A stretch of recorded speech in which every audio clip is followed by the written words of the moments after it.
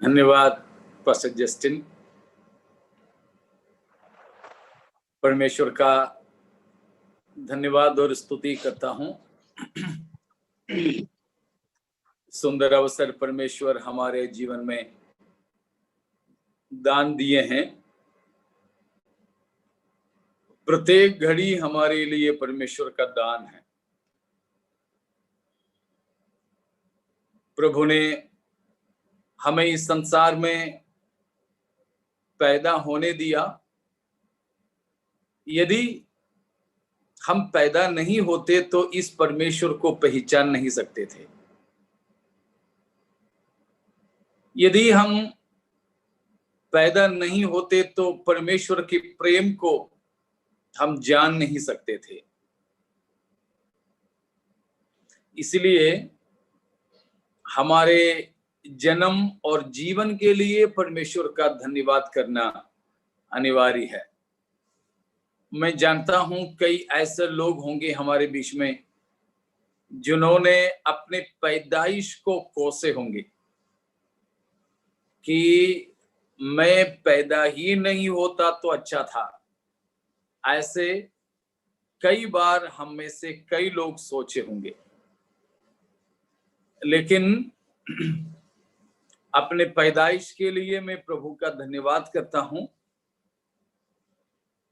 कि हम भी उसी वजह से परमेश्वर के पहचान में, परमेश्वर के प्रेम में आ सके हैं और हमारे लिए परमेश्वर की योजना को भी हम पहचान पाए हैं। प्रभु की योजना में हम भी शामिल हो पाए हैं केवल इसलिए हमारे अस्तित्व के कारण। इसलिए कोई भी अगर जिंदगी की कठिनाइयों के कारण अपना पैदाइश को श्राप देने लगे, माँ बाप को श्राप देने लगे, परमेश्वर को कोसने लगे, तो आज वो सारी बातें खत्म हो जाएं। परंतु हम अपने जन्म के लिए, पैदाइश के लिए, अपने अस्तित्व के लिए हम परमेश्वर का धन्यवाद करने वाले बन जाएं। आप सभी प्रभु के दासों और प्रभु के लोगों को जय मसीह की। परमेश्वर ने हमें फिर से एकत्रित किया है। हम लोगों को भी परमेश्वर ने अभी तक संभाला। आप लोगों के प्रार्थनाओं के लिए धन्यवाद देता हूं। तो पिछले, मुझे याद नहीं, अभी जस्टिन पास्टर ने बोला 130 के आसपास, 100 से ज्यादा है करके मुझे लगता है। हमें मिलकर परमेश्वर के वचन सीखने का अवसर प्रभु ने दिया। इतने दिनों में हम लोग प्रभु यीशु मसीह के दोबारा आगमन और तत्पश्चात के घटनाओं के बारे में मनन कर रहे थे, सीख रहे थे। लगभग उस विषय हमने समाप्त किए हैं। तो मैं सोच रहा था कि उस विषय के समाप्त होने से मैं विदा ले लूं, इसलिए कि आप लोगों को और भी किसी से सीखने का मौका मिल जाए। तो उस वजह से मैं चाह रहा था, तो मुझे एक नया विषय के सुझाव मिला है एक से अधिक लोगों से। इसीलिए मैं उसमें भी कुछ दिन, बहुत ही कम दिन, आप लोगों के साथ में उन बातों को बांटने के लिए मैं चाहता हूं। तो वो आज हम उसको प्रारंभ कर सकें। उसमें हम प्रवेश करने से पहले मैं जानना चाहूंगा कि प्रभु यीशु मसीह के दूसरे आगमन के विषय में हम लोगों ने जो बातें सीखे हैं, उसमें आप में से किसी को कोई शक बाकी है या फिर कुछ समझ में नहीं आया हो, ऐसे कुछ बात हो तो जरूर आप पूछ सकते हैं अभी। यदि नहीं तो हम नए विषय में प्रवेश करने के लिए चाहेंगे। पास्टर जी, एक सेकंड मैं थोड़ा सा बोलना चाहूंगा। जी बोलिए। अभी हम अनंत जीवन में पहुंचा, वहां पिता परमेश्वर है, पुत्र परमेश्वर है, पवित्र आत्मा परमेश्वर है। लेकिन जकरिया मेरा ख्याल से 14:9 होना चाहिए। അന്നാളിൽ യഹോവ ഏകനും എന്നുള്ള ഒരു വാക്യമുണ്ട് പക്ഷേ उस दिन परमेश्वर एक होंगे। वो मैं समझा नहीं, अभी बाइबल भी नहीं उठा पा रहे, गाड़ी में है, थोड़ा बड़ौदा जा रहे हैं पास्टर जी, तो उसके बारे में थोड़ा सा अगर बताएं। ठीक है।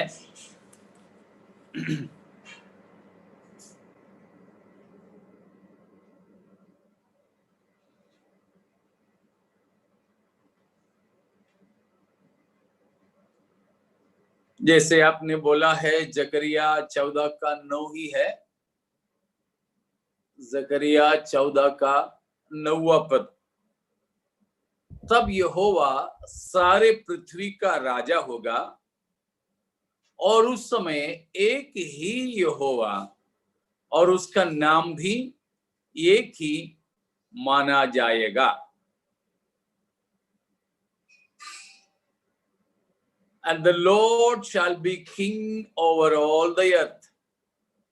In that day shall there be one Lord and his name one. बिल्कुल, ये तो आप हमें दूसरी जगह पे, बहुत लंबे दूसरे जगह पे लेके जा रहे हैं कि ये बात है। उसमें एक वैसे पास्टर जी को मैं सवाल नहीं कर रहा हूं, लेकिन इसको सैद्धांतिक तौर पर उसके उस प्रश्न के उत्तर देने के लिए मैं सैद्धांतिक तौर पर एक प्रश्न उठाना चाहता हूं कि वहां लिखा है कि परमेश्वर एक होगा और उसका नाम एक होगा। तो मेरा प्रश्न यह है कि कब परमेश्वर एक नहीं था और कब परमेश्वर का नाम एक नहीं था? उसमें बात यह होता है, बाइबल का परमेश्वर हमेशा ही एक ही रहा है और एक ही नाम, एक ही व्यक्ति, ये एक ही परमेश्वर, एक ही परमेश्वर, बाइबल हमें सिखाने वाला परमेश्वर, मसीहियत या मसीही विश्वास के अनुसार परमेश्वर हमेशा एक ही परमेश्वर है, एक ही परमेश्वर है। उससे भी बढ़कर के, वो तो हमें मालूम है, जकरिया यहूदियों के लिए, इस्राएलियों के लिए पुस्तक है, तो उन इस्राएलियों के लिए जकरिया से भी बढ़कर इस्राएलियों के विश्वास के नींव माने जाने वाला एक वचन आपके सामने मैं रखता हूं, जो इस्राएल के शेमा के नाम से, शेमा उनकी शेमा प्रार्थना या उसकी घोषणा है, इस्राएलियों का विश्वास का घोषणा हम बोल सकते हैं। पढ़िएगा व्यवस्था विवरण 6:4, व्यवस्था विवरण 6 उसका 4, ड्यूटरनोमी 6:4, आवर्तन पुस्तकम 6 वाक्य। हे इस्राएल सुन, यहोवा हमारा परमेश्वर है, यहोवा एक ही है। इसको 4 से लेकर आगे की कुछ पद है, खास तौर पर ये वचन, खास तौर पर ये वचन इस्राएलियों के विश्वास का रीढ़ की हड्डी है। इस्राएलियों के विश्वास का मूल है। एकदम उनके खास वचन है, ये खास वचन। ठीक है, तो यहां पर मूसा इस्राएलियों को सिखाया कि यहोवा एक है। इस्राएलियों के परमेश्वर, बाइबल का परमेश्वर बिल्कुल एक ही है। वहां पर एक करके जो बताया, ठीक है, वहां एक करके जो बताया, वहां इस्तेमाल हुआ मूल शब्द, इब्रानी शब्द है एहाद। लिखते समय एखाद है, लेकिन बोलते समय एहाद है। ECHAD, ECHAD लिखते हैं एखाद, लेकिन बोलते हैं एहाद। वो एहाद का मतलब एक, वन, एक। जैसे हमारे हिंदी में हम गिनती बोलते हैं 1 2 3, तो एक जो हम बोलते हैं, उसी प्रकार इस्राएलियों का भाषा, इब्रानी भाषा में एक के लिए जो बोलते हैं वो है एहाद। दूसरा एक और शब्द है इस्राएलियों के लिए, लेकिन इन दोनों में दो फर्क है। आप ये वचन भी पढ़िएगा, उत्पत्ति 2:24।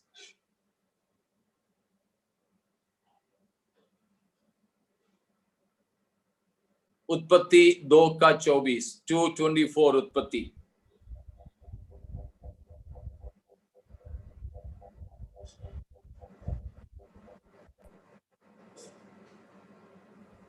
इस कारण पुरुष अपने माता पिता को छोड़कर अपनी पत्नी से मिला रहेगा और वे एक ही तन बने रहेंगे। वे एक ही तन बने रहेंगे। यहां इस एक में कितने लोग हैं?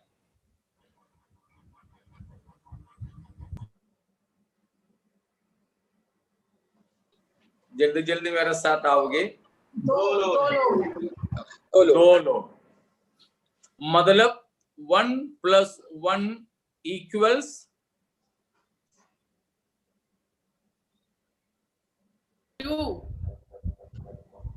1 + 1 1 Pastor 1 1 + 1 = 2 क्रिस्टी स्कूल में पढ़ा सकती है। लेकिन उत्पत्ति 2:24 के आधार पर 1 + 1 = 1, एक ही है। शादी के बारे में बता रहे हैं वहां। आदम और हव्वा को परमेश्वर ने बनाया। उसी सिलसिले में परमेश्वर ने कहा कि वे दोनों, कौन? लड़का और लड़की, पति और पत्नी, दोनों अब दो नहीं परंतु एक ही बात। मत्ती के सुसमाचार 19 अध्याय उसके 3 से लेकर हैं, लेकिन हम लोग 4, 5 और 6 को पढ़ेंगे। उसने उत्तर दिया, क्या तुमने नहीं पढ़ा कि जिसने उन्हें बनाया उसने आरंभ से नर और नारी बनाकर कहा, इस कारण मनुष्य अपने माता पिता से अलग होकर अपनी पत्नी के साथ रहेगा और वे दोनों एक तन होंगे। अगला पद भी, अतः वे अब दो नहीं परंतु एक तन हैं, इसीलिए जिसे परमेश्वर ने जोड़ा है उसे मनुष्य अलग ना करे। तो वहां पर यीशु मसीह ने उत्पत्ति 2:24 को उठाकर और भी विवरण देकर के कहा कि अब वे दो नहीं देखिए परंतु एक। तो उस एक में एक से अधिक लोग शामिल है ना। एहाद, तो इब्रानी भाषा में एहाद का मतलब ज्यादातर ये होता है एक से अधिक चीज एक होने की बात। ठीक है, एक से अधिक लोग मिलकर एक होने की बात। ठीक है, तो वहां पर एहाद है। एहाद में अभी यहां पर कितने लोग पाए गए?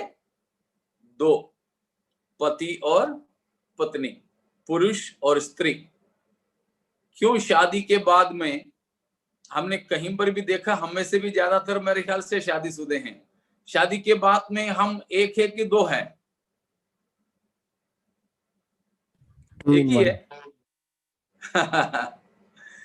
2 in 1।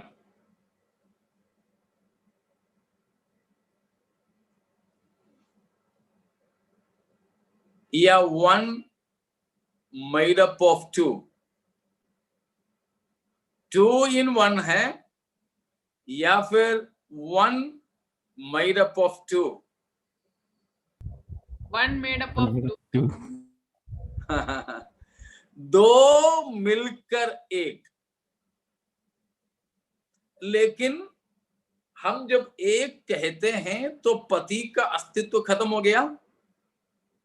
नहीं, खत्म नहीं हुआ। पत्नी के अस्तित्व खत्म हुआ? नहीं, वे दोनों अभी भी दो तन में हैं। दोनों के दो विचार है, दोनों के दो ख्वाहिश है। इन सबके बावजूद भी वहां पर बताया है अब वे दो नहीं परंतु एक है। उस एक में एक से अधिक व्यक्ति पाए जाते हैं। तो एक से अधिक व्यक्ति एक में जब पाए जाते हैं, उसके लिए इब्रानी भाषा में बोलते हैं एहाद। वो है व्यवस्था विवरण 6:4 में हम देखते हैं। वो ही हमने अभी पढ़ा। सुन, क्या सुन?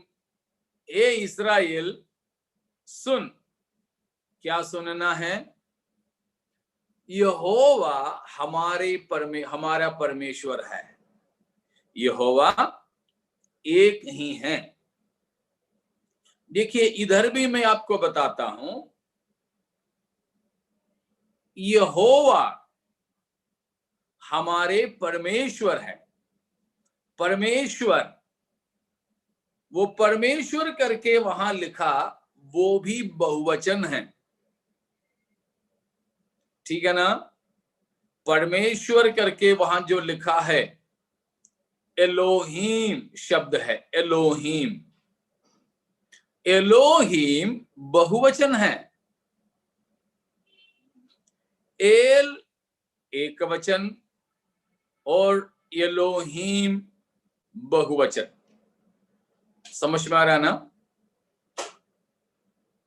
एल एक वचन, उसी का बहुवचन। जैसे मैं और हम कहते हैं हिंदी में, मैं और हम जो कहते हैं,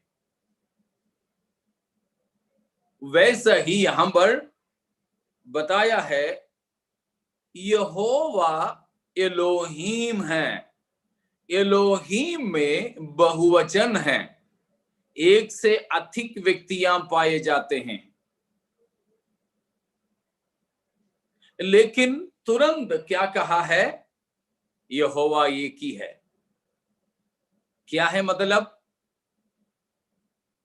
हमारे परमेश्वर एब्सोल्यूट वननेस की बात नहीं, परंतु ट्रायूनिटी के बारे में बता रहे हैं। ट्रायूनिटी, त्रिएकत्व, बाइबल का परमेश्वर की विशेषता। कई बार मैंने आपसे कहा था कि त्रिएक परमेश्वर है, त्रिएक परमेश्वर।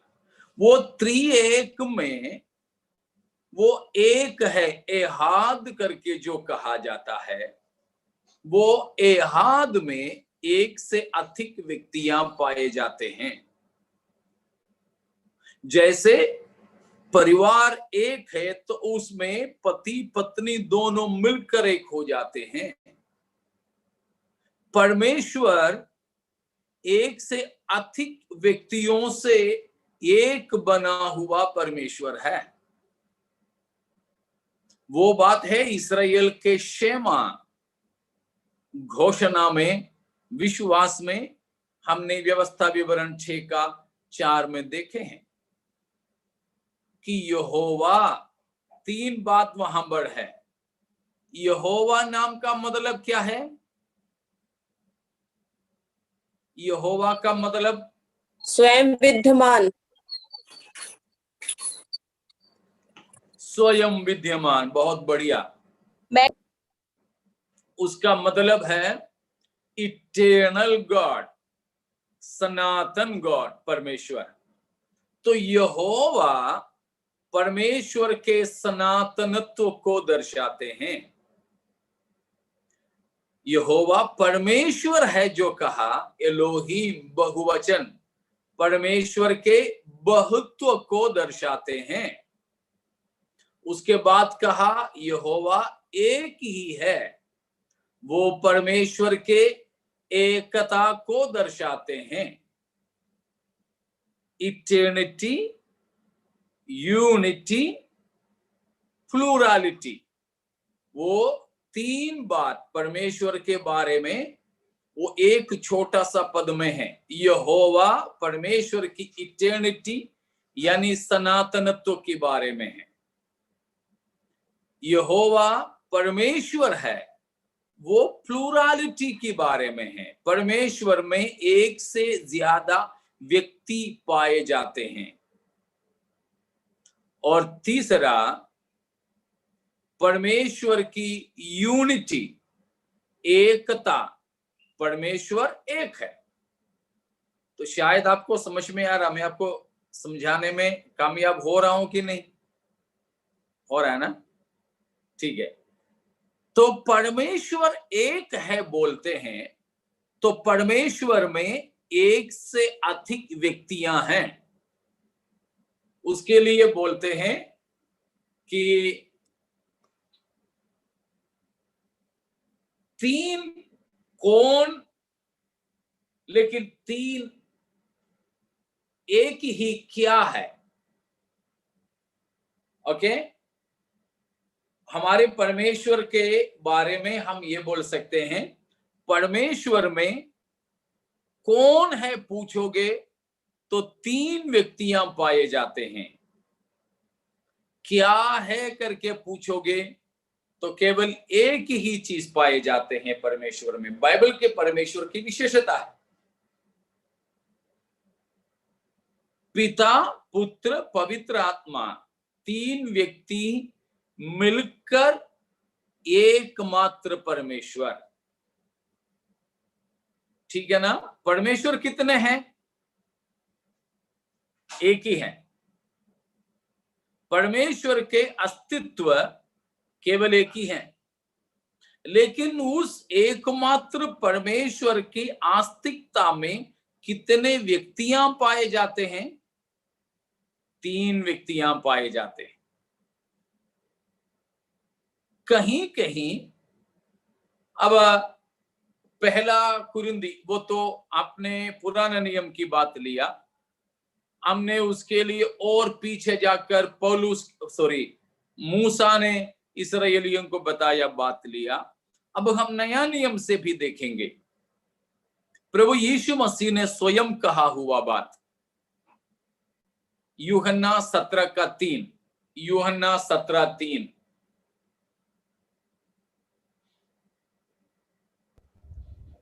और अनंत जीवन यह है कि वे तुझ पर एकमात्र सच्चे परमेश्वर को और यीशु मसीह को जिसे तूने भेजा है जाने। यीशु मसीह ने स्वयं परमेश्वर पिता से कहा बात है कि तुझ इसमें अद्वैत लिखा है, वो गलत है, वैसे अद्वैत नहीं है, अद्वैत शब्द गलत है। हम कभी, जैसे पहले एक बार मैंने कहा था आपको कि अवतार शब्द की इस्तेमाल नहीं करें, उसी प्रकार ही अद्वैत शब्द का भी इस्तेमाल हम मसीहियत में नहीं करें, क्योंकि अद्वैत का मतलब बहुत सी ऐसे चीजें बता रहे हैं, दो नहीं एक है। मतलब वैसे एक का ही होता है, लेकिन उसका सूचना बाइबल के सिद्धांत के खिलाफ में है, तो उसमें अनुवाद करते समय में हुआ एक गलती है वो। लेकिन जो आपने बाइबल में पढ़े वो सही है। क्या है? तुझ एकमात्र परमेश्वर, तुझ एकमात्र परमेश्वर को, एकमात्र सच्चा परमेश्वर। तो यीशु मसीह पिता के बारे में कहा है। कितने परमेश्वर हैं? कितने परमेश्वर हैं? एकमात्र, केवल एकमात्र है। अब पौलुस की कहना भी सुन लीजिए, पहला कुरिन्ती 8:4।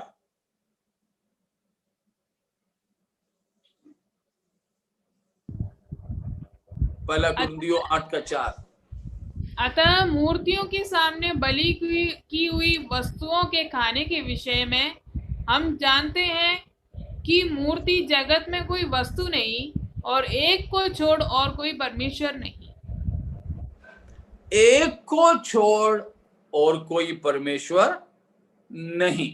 5वां पद। यद्यपि आकाश में और पृथ्वी पर बहुत से ईश्वर कहलाते हैं, जैसा कि बहुत से ईश्वर और बहुत से प्रभु हैं, तो भी हमारे लिए तो एक ही परमेश्वर है, अर्थात पिता, जिसकी ओर से सब वस्तुएं हैं और हम उसी के लिए हैं, और एक ही प्रभु है, अर्थात यीशु मसीह, जिसके द्वारा सब वस्तुएं हुई और हम भी उसी के द्वारा हैं। ठीक है, यहां से इतना मैंने थोड़ा सा लंबा बताया कि आप इसके अन्य अन्य पहलुओं भी जाने, इसीलिए बताया। अब मैं किया गया सवाल का ठीक ठीक जवाब में आता हूं। ठीक ठीक जवाब में उसका दो बात हमको ध्यान देना है, दो बात हमें समझना है। पहली बात, बाइबल हमेशा एकमात्र परमेश्वर के ही प्रस्तुति किए हैं। वो एकमात्र परमेश्वर में पिता और पुत्र और पवित्र आत्मा तीन व्यक्तियां हैं, लेकिन ये तीनों तीन परमेश्वर हैं? नहीं। फिर एक ही परमेश्वर। बिल्कुल, ये बात बिल्कुल हमें समझना। यह तीनों तीन परमेश्वर नहीं, त्रिमूर्ति नहीं, ठीक है ना? तीन अलग अलग ईश्वर नहीं, परंतु केवल एक ही परमेश्वर। अंग्रेजी में बोलते हैं तो only one being but three persons. Persons, व्यक्तियां तीन हैं, लेकिन तीनों अलग अलग तीन परमेश्वरें नहीं हैं। वो गलती कभी मत करना। तीन व्यक्तियां जरूर हैं, मगर वे तीनों तीन परमेश्वर या तीनों तीन परमेश्वरें नहीं हैं, परंतु केवल एक ही परमेश्वर। ठीक है, उसका वो सवाल का एक जवाब ये है, बाइबल का परमेश्वर एकमात्र परमेश्वर है, लेकिन वो एक ही परमेश्वर में तीन व्यक्तियां पाए जाते हैं। ये तो आप सब विश्वास करते होंगे ना, सभी लोग, कोई शक नहीं है ना। इसीलिए है हिंदी में मेरा इसके बारे में 2-3 नहीं 5 क्लास का त्रिएकत्व के बारे में, त्रित्व परमेश्वर के बारे में 5 क्लास का हिंदी का यूट्यूब में या फेसबुक में कहीं पढ़ा है, दूसरे एक जगह पे मैंने सिखाया हुआ बात है। तो ये त्रिएक परमेश्वर के बारे में होता है। मलयालम में तो हमारे शाम के बाइबल स्टडी इससे पहले उसी का था। अभी हम लोग पहाड़ी उपदेश के बारे में सीख रहे हैं, लेकिन उससे ठीक पहले हम त्रिएक परमेश्वर के बारे में सीखे थे। 1-2 महीने लगातार उसी के बारे में हमने सीखा। तो वो सारी बातें निचोड़ में आपको बता रहा हूं मैं। बाइबल का परमेश्वर जब एक है करके, चाहे कहां व्यवस्था विवरण 6 के 4 में हो, और भी बहुत से भाग हैं, अभी हमने लिए भाग ही बताता हूं। व्यवस्था विवरण 6 के 4 में हो, या जकरिया 14 का 9 हो, ठीक है, यूहन्ना 17 का 3 हो, या पहला कुरिन्थियों 8 का 4, 5, 6 हो। इन हर जगहों पर एकमात्र परमेश्वर के बारे में जो कहा है, उसका मतलब परमेश्वर एक ही है, लेकिन उस एकमात्र परमेश्वर में 3 व्यक्तियां पाए जाते हैं। तीनों मिलकर एक परमेश्वर बनते हैं। तीनों अलग अलग 3 परमेश्वर नहीं है, ठीक है ना। उसका एक मतलब यह है। इतना समझ में आ गया ना, ठीक है। और किसी को और बोलना है?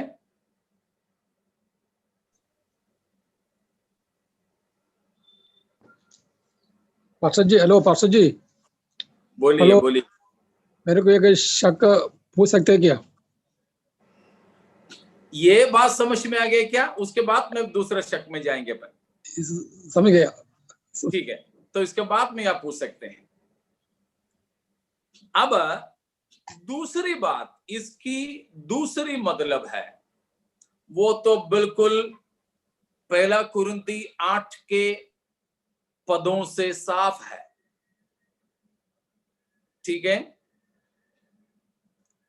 फिर एक बार हम जकरिया में जाकर के पढ़ेंगे 14 का 9।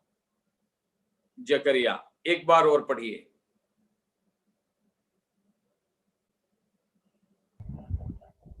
तब यहोवा सारी पृथ्वी का राजा होगा, और उस दिन एक ही यहोवा, और उसका नाम भी एक ही माना जाएगा।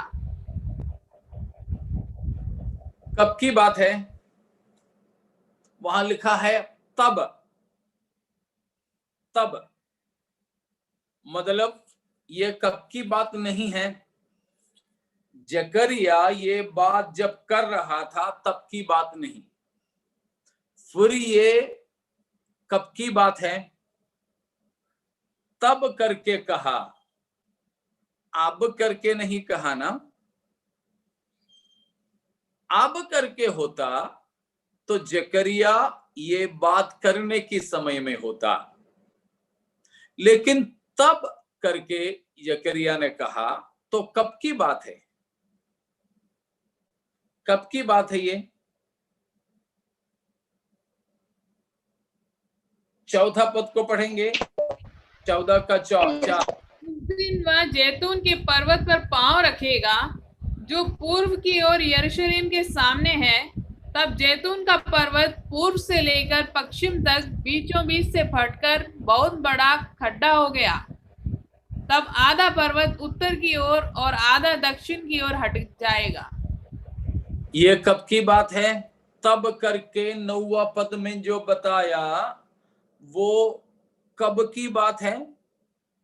प्रभु यीशु मसीह पृथ्वी पर उतर आने के, यीशु मसीह जैतून की पहाड़ पर पांव धरने के बाद की बात है। मतलब जो हम कल तक सीख रहे थे अनंत जीवन के बारे में, अनंतता के बारे में, तो ये तब करके कहा 9वां पद में, तो वो तब का मतलब कब का है? जब प्रभु यीशु धरती पर उतर आएंगे उसके बाद की बात है। उसके मतलब अनंतता की बात है। समझ में आ रहा ना? कब की बात है? अनंतता की बात। तब यहोवा एक ही होगा। उसका मतलब अब यहोवा एक ही नहीं है, अभी भी यहोवा एक ही है, लेकिन एक फर्क है। जैसे हमने पहला कुरिन्थी 8 अध्याय में पढ़कर सुने थे, याद है ना? और पढ़वाना है नहीं ना? उसमें क्या कहा था पौलुस ने? जगत में ईश्वर कहलाने वाले तो बहुत से हैं। ठीक है, जगत में ईश्वर कहलाने वाले तो बहुत से हैं, लेकिन हमारे परमेश्वर, हमारे पास तो केवल एक ही है परमेश्वर। समझ में आ रहा ना? तो यहां चाहे पहला कुरिन्थी 8 का 4 ले लो या जकरिया 14 का 9 ले लो, वहां परमेश्वर एक है करके कहने का मतलब है कि जगत में ईश्वर कहलाने वाले बहुत हैं, जगत में ईश्वर नाम लिए हुए बहुत हैं,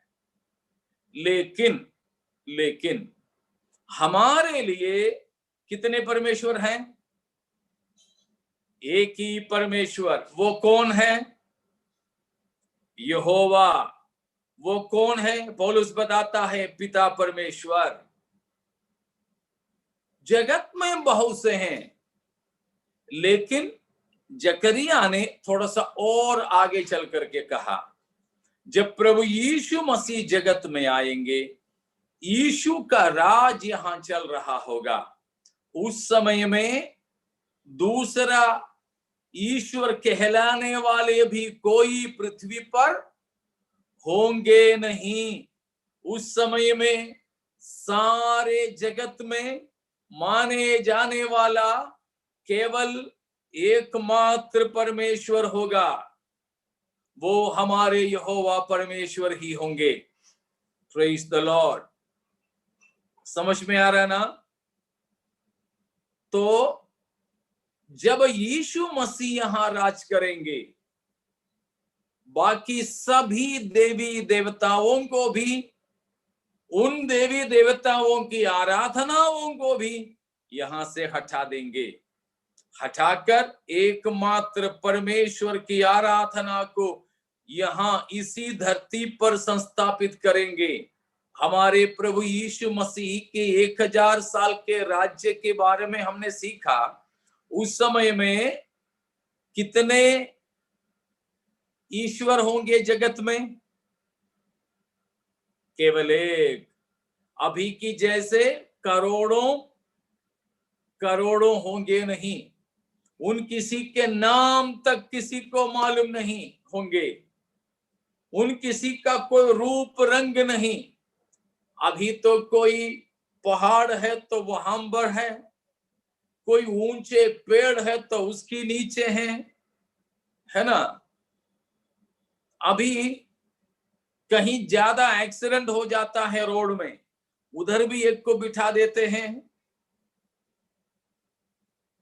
ये सब हमें मालूम है सड़क में कि जहां पर ज्यादा खतरनाक मोड़ है, कोई एक्सीडेंट ज्यादा होते हैं तो वहां पर भी बिठा देते हैं। तो इस प्रकार अभी तो बहुत है, मगर यीशु मसीह जगत में राज करेंगे।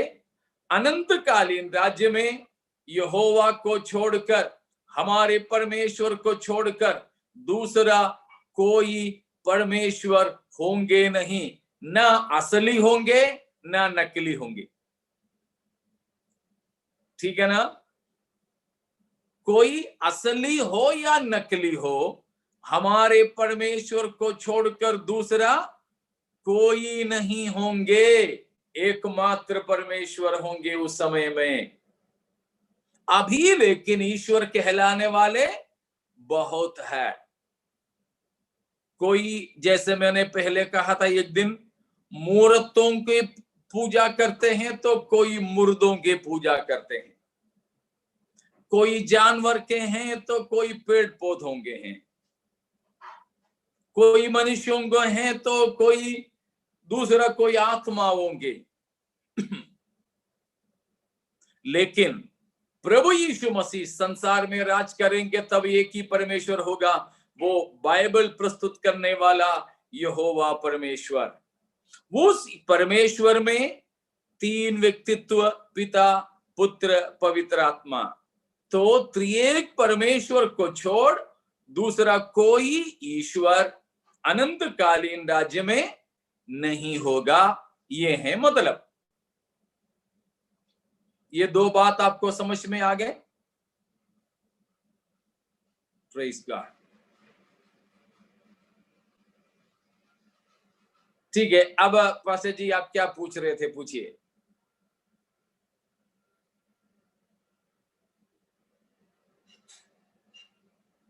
शायद केजमती पास्टर ने पूछा था ना? म्यूट है, आप अनम्यूट करके बोलिएगा। पास्टर जी, मेरा सब्जेक्ट यही है, ये अनंतकाल का जीवन का संबंध नहीं है। मेरा सवाल यही है, परमेश्वर का राज और स्वर्ग राज दोनों एक ही है या दो ही है? हेलो? हाँ, सुन लिया। हो गया सवाल आपका खत्म ना? हाँ। ठीक है।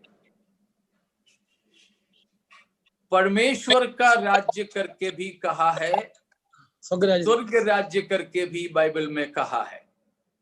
खास तौर पर मत्ती ने अपने सुसमाचार में लगभग सभी प्रयोग स्वर्ग राज्य करके कहा है, स्वर्ग का राज्य। लेकिन परमेश्वर का राज्य करके दूसरे जगहों पर हम देखते हैं। उन दोनों में काफी लोग मानते हैं दोनों एक ही है। कुछ लोगों के मानना है कि फर्क है। बताता हूं कि स्वर्ग राज्य करके जो कहा वो ज्यादातर मत्ती के सुसमाचार में है। मत्ती में विशेषकर 13वां अध्याय में वो स्वर्ग राज्य के दृष्टांतें देने वाला एक अध्याय है। स्वर्ग राज्य के दृष्टांत जब उसमें बताया तो 7 प्रकार के दृष्टांत के बारे में बताया। यीशु मसीह ने 7 दृष्टांत दिए। तो वहां पर बताया गया है कि स्वर्ग राज्य एक दृष्टांत है। बताया कि एक समुद्र में मछुआरे डालने वाले जाल के बराबर है। उसने जाल बिछाया, ये नहीं तो जाल डाला समुद्र में, मछली पकड़े तो उसमें हर एक प्रकार की मछलियां हैं। कोई तो गंदे हैं, गंदे मतलब कोई काम का नहीं, कोई काम के हैं। मतलब उस जाल के अंदर सब प्रकार के मछलियां हैं। तो मेरा प्रश्न है, तो जो स्वर्ग हम समझते हैं, जो परमेश्वर का राज्य हम समझते हैं, वहां पर सब बुरे भी भले भी होंगे?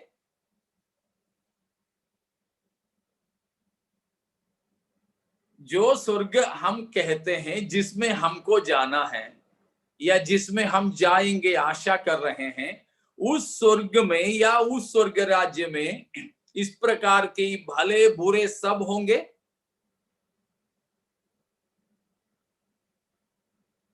नहीं नहीं। नहीं होंगे। लेकिन भले बुरे सब कहां पाए जाएंगे हम? धरती पृथ्वी पर। धरती की कलीसिया में पाए जाएंगे।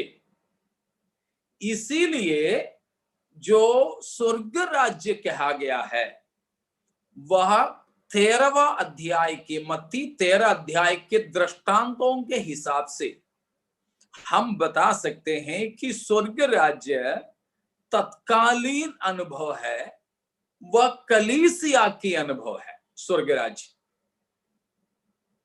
वहां 7 दृष्टांत जो दिया, उसमें पहला दृष्टांत बोने वाले का है। बोते समय तो कुछ रास्ते में गिरा, कुछ तो पहाड़ी इलाकों में गिरा बीज, कुछ झाड़ियों में गिरे, कुछ ही अच्छी भूमि पर गिरे।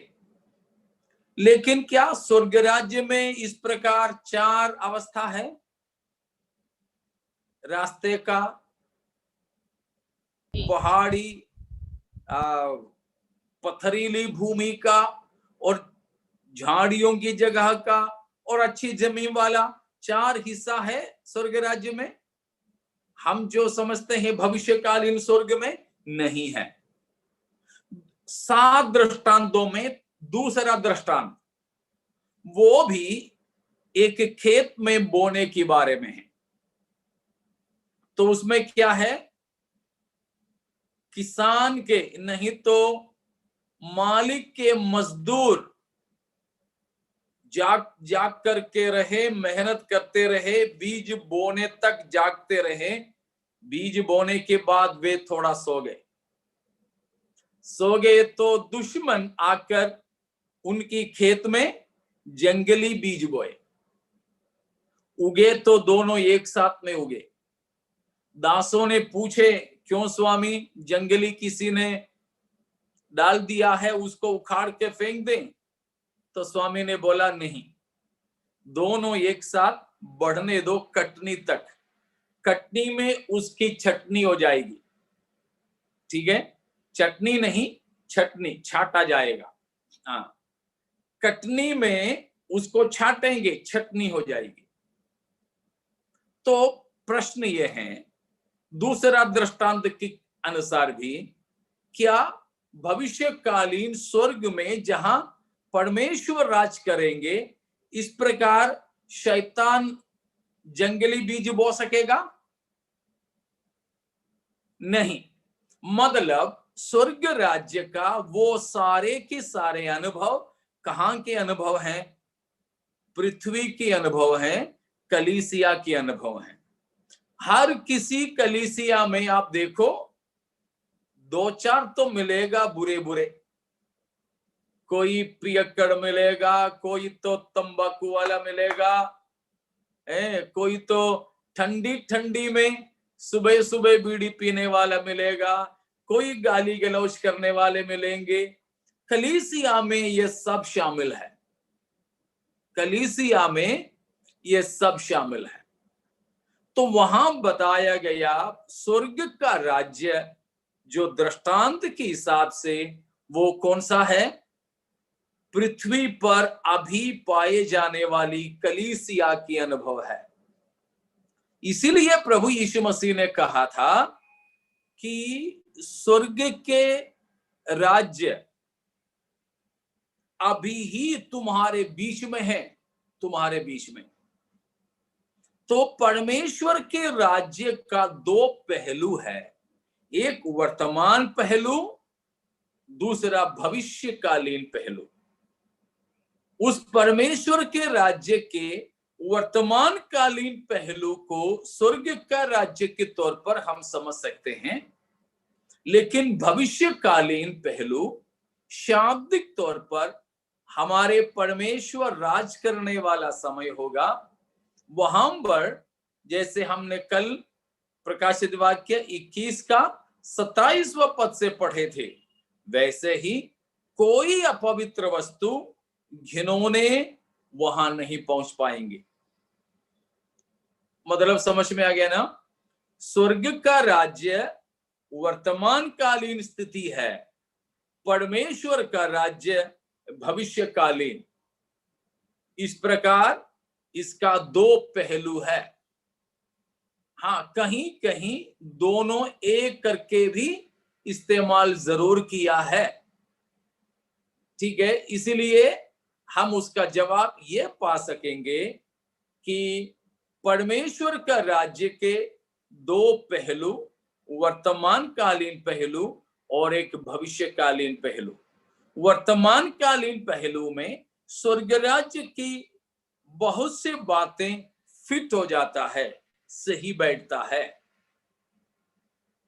लेकिन भविष्यकालीन पहलू में परमेश्वर का राज्य वो एक अनुभव होकर के हम पाएंगे, जहां यीशु मसीह राज करेंगे, जहां दूसरा कोई मनुष्य की सरकार नहीं चलेगा। वो है भविष्यकालीन परमेश्वर का राज्य। ठीक है, समझ में आ गए? क्लियर? ठीक है।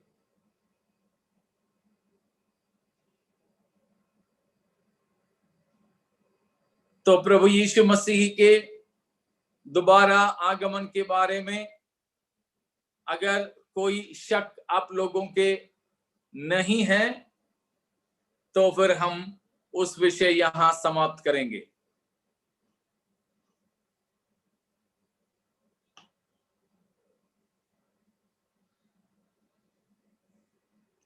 दूसरा कोई सवाल उस सिलसिले में नहीं है ना? ठीक है, अब केवल एक ही सवाल बचा है कि प्रभु यीशु मसीह के साथ हम जाएंगे या नहीं। वही एक सवाल बचा है, सबसे महत्वपूर्ण सवाल वो है। यीशु मसीह आएंगे और उसके बारे में हम लंबे समय लेकर के पढ़ाई की। भले ही हम 4-5 दिन के लिए शुरू किए थे, तो भी 100 से ज्यादा दिनों में हमें उसको पढ़ने को मिला, सीखने को मिला। लेकिन अब हम बड़े गंभीर होकर इस बात को सोचें कि हम प्रभु के साथ में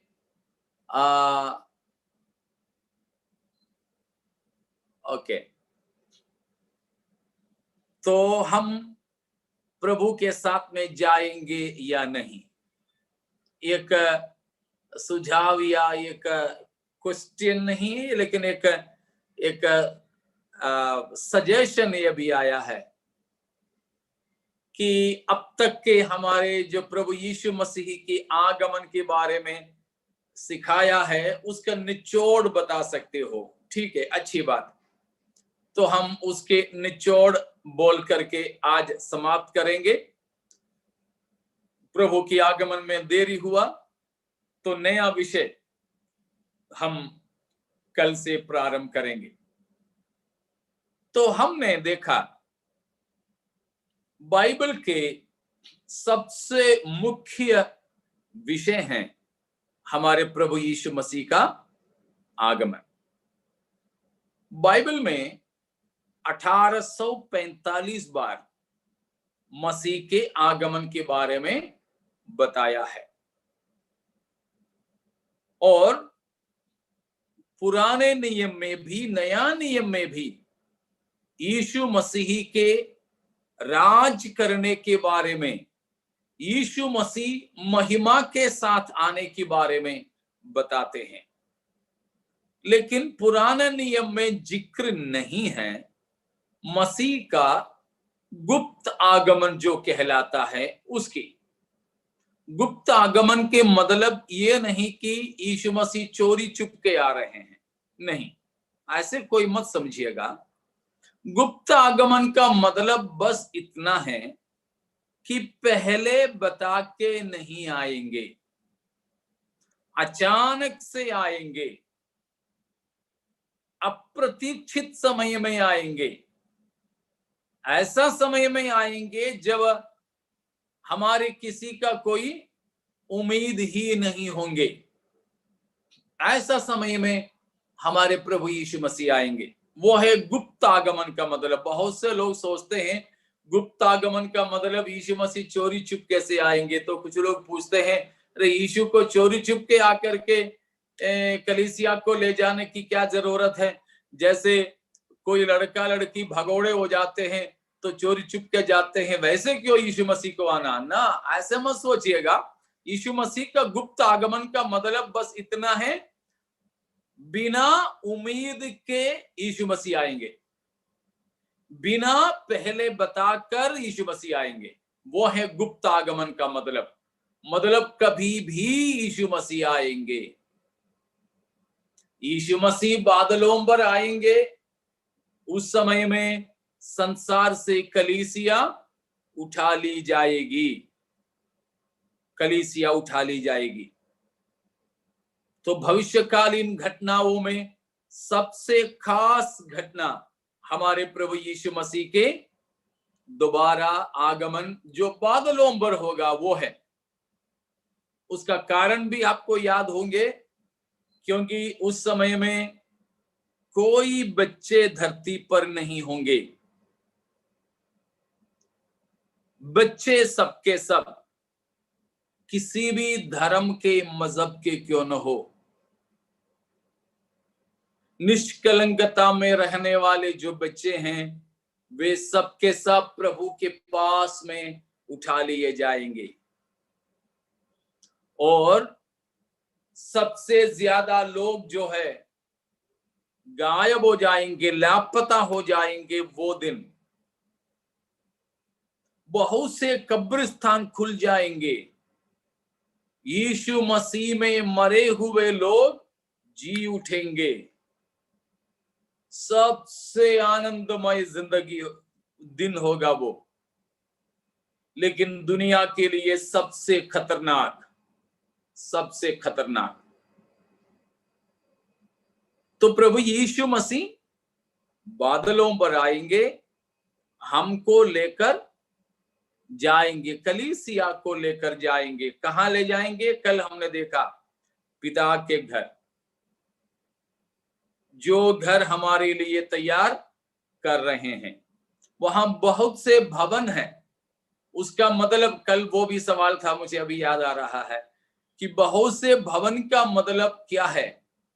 मतलब यह है कि सबको रहने के लिए पूरे सुख सुविधा के साथ में।